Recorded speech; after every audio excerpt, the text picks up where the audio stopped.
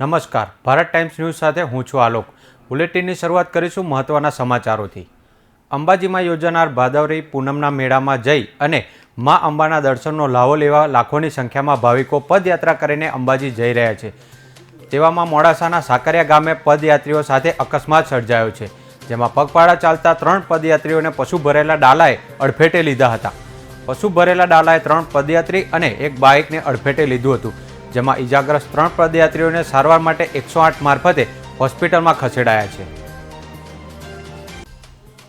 આપણે આ ગાડી પિકઅપ હતી 5 બેસો ભરેલી 180-90ની સ્પીડમાં આવતી હતી. અચાનક બ્રેક માર્યો ને પબ્લિકની જેમ તો ગાડી પલટી મારી અને 3 જણને વાગી. અમારા ચાલતી પ્રવાસવાળાને 3 જણને વાગી. પદયાત્રીને વાગી છે. કઈ બાજુ ગાડી આવતી હતી? ગાડી આ બાજુથી આવતી. બરોબર.